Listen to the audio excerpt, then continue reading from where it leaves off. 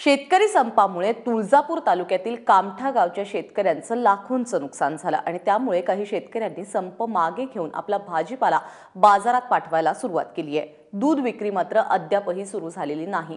सरसकट सर्वांना मर्यादित का असेना कर्जमाफी दिल्यास कामठ्यातील संप कोणत्याही क्षणी मागे घेतला जाऊ शकतोय।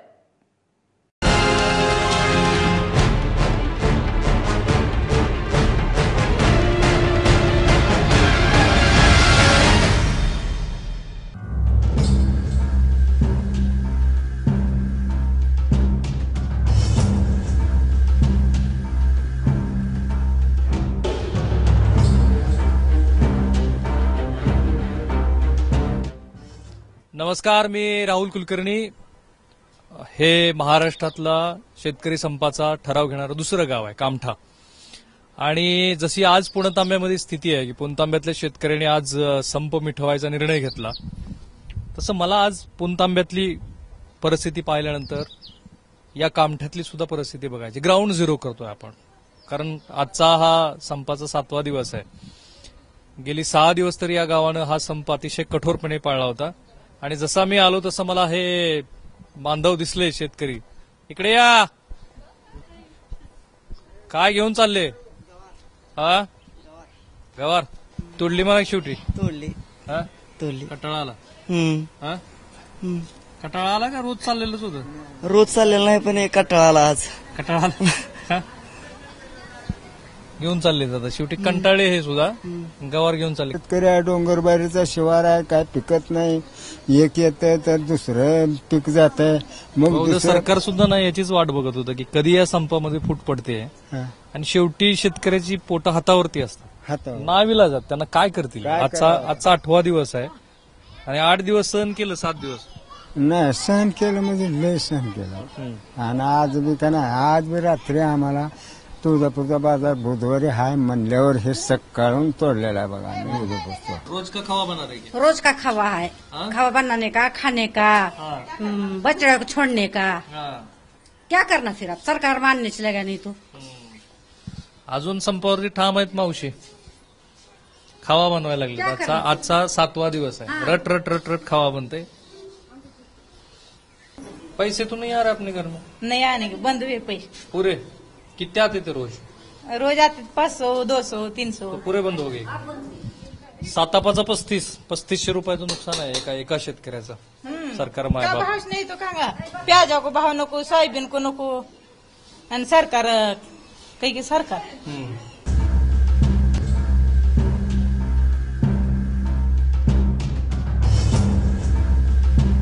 कामठा गावामध्ये अपेक्षेप्रमाणे शेतकरी दम सोडू लागलेत।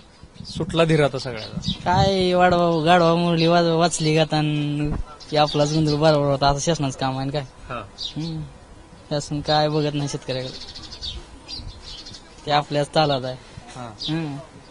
आपला बी धीर सुटला आता। धीर सुटायला काय नुकसान तर सगळीकडेच होईल। आता काय करायचं, इकडून नुकसान आणि तिकडून नुकसान। पाटील माळव काय सोडून दिले, काय करायचं, सोडून तर काय करायचं। शेतातच शिवून दिलं आता काल तुळजापूरचं बंद होतं, हा इकडे समाजला चालू होतं, तिथं कुठे कसं विकले काय। तुम्हाला किती आले काल पैसे? काय 400 रुपये आलं ठिकायचं, 2 ठिकी होती, काय करायचं।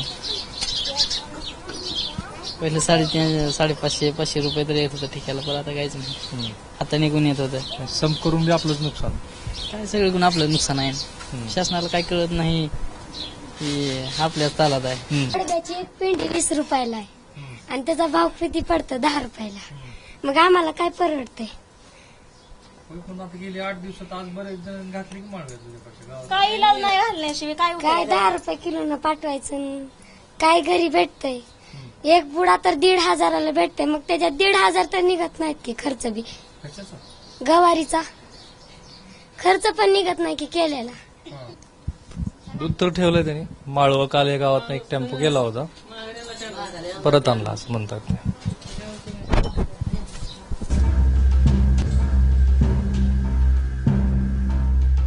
रबरासारखं ताणल्यानंतर काय व्हायला पाहिजे?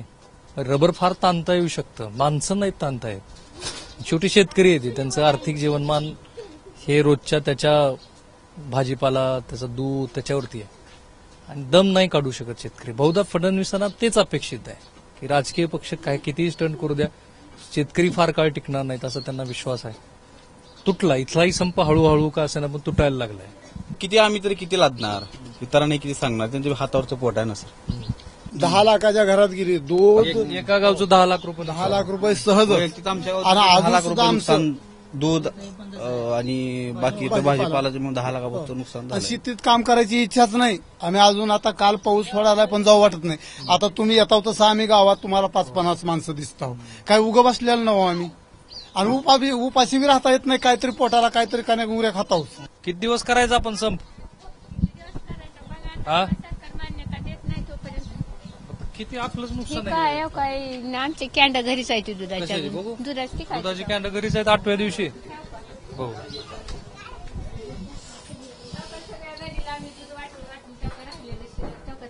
घेऊ बघू घेऊन या.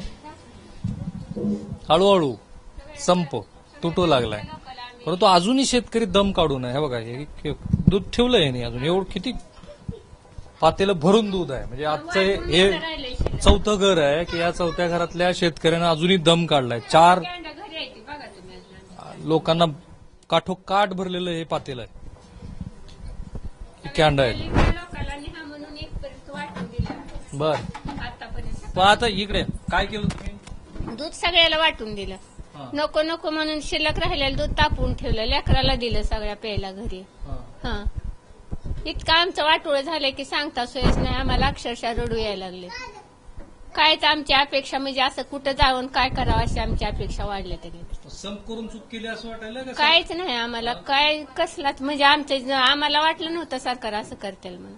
आमच्या काहीतरी ह्याला काहीतरी लगीच्या लगी पाठिंबा देऊन आमचं बरं करतायला वाटलं होतं आम्हाला. पण आजपर्यंत अजून कोणाचा आम्हाला कसलाच पाठिंबा मिळाला गेला. आपलं किती नुकसान झालं 8 दिवसात? दुधाचा हिशोब मांडून सांग मला. रोजचं दुधाचं रोज आमचे 10 लिटर दूध आहे. 10 लिटर दूध आहे यांचं. नवीनच गाय आणलेत आता आम्ही. 15 दिवस झाला असं. तर 10 लिटर दूध होतं. 10 लिटर दूध आहे आमच्याकडे. 10 लिटर दुधाचा हिशोब 30 रुपये लिटर जरी मांडला गाईचा. काय भाव आहे डेअरीला? 25 रुपये लिटरनी.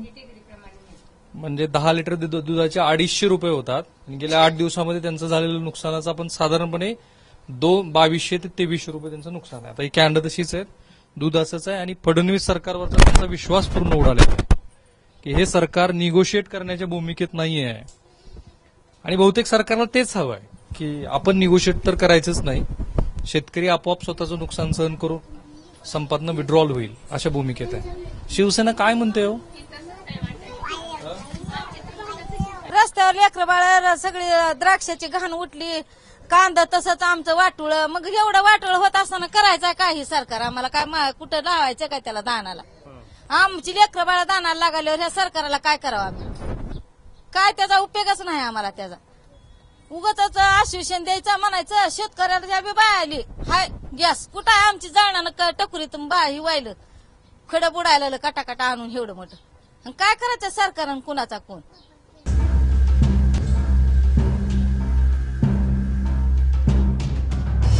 पश्चिम महाराष्ट्रात अल्पभूधारक शेतकरी आहे, तो 9 जण करतो.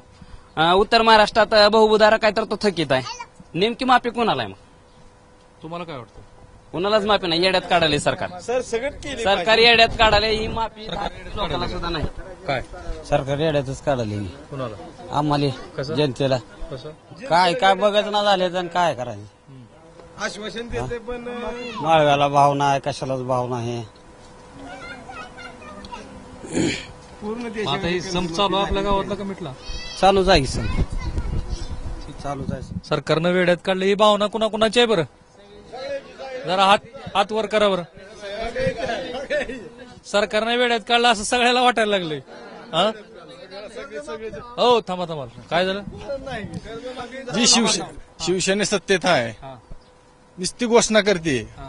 काय म्हणते? आमचा राजीनामा किशात आहे. राजीनामा का देत नाही? ठीक आहे चला. सरकारनं वेड्यात काढलं. सरकारनं 8व्या दिवसाची भावना ऐकत आहे तुम्ही? सरकारनं शेतकऱ्याला वेड्यात काढलंय की आज 7 दिवस झालं तरी त्याचा काहीच विचार नाही. नुसतं आश्वासनच आहे की फक्त. सरपंच काय फडणवीस साहेबाचा अभ्यास संपला असला तर त्यांनी आता कर्जमाफी द्यावी सरसकट. सरकारनं वेड्यात काढलं असं वाटतं? हो नक्कीच काढले. कुणाच्या शेंगा काढून ठेवल्या त्या?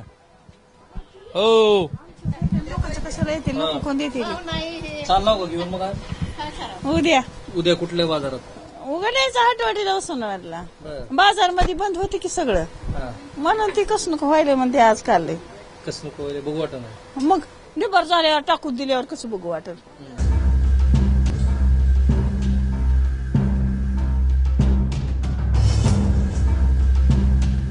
मुख्यमंत्र्यांच्या लेखी जे खरे शेतकरी आहेत अशा शेतकऱ्यांच्या गावातलं गेल्या 7 दिवसाचं शेतकरी संपामुळे झालेलं नुकसान आहे कमीत कमी 7 लाख रुपये. 10 लाख रुपयाचा हिशोबी शेतकरी मानतात. दिसतंय तुम्हाला ग्राउंड झिरो मधून आता जे तुम्ही पाहिलं ते. आता या शेतकऱ्यांचा दम संपू लागला हळूहळू. साहजिक आहे, कारण त्याचा अर्थकारणच मुळात ज्या गोष्टीवर ते अवलंबून आहे ती गोष्ट फार दिवस त्याला ताणता नाही येणार. फडणवीसांनी तीच आशा बाळगली असावी. परंतु तिकडे आता मुंबईमध्ये वेगळंच राजकारण सुरू झालंय. सत्ताधारी असलेला शिवसेना हा विरोधी पक्षाची जास्तीत जास्त जागा भरून काढण्याच्या नादामध्ये बहुधा सरकारमधून बाहेर पडतो की काय अशी स्थिती आहे. तर त्या संप करायचं काय होईल? या शेतकऱ्यांचं तर नुकसान झालेलंच आहे. फडणवीस सरकारवरचा शेतकऱ्यांनी गमावलेला विश्वास ते सर्वात जास्त महत्वाचं नुकसान या संपातून होताना दिसतंय. कॅमेरामॅन काकासाहेब कांबळेसह मी राहुल कुलकर्णी, एबीपी माझा, कामठा, तालुका तुळजापूर, जिल्हा उस्मानाबाद.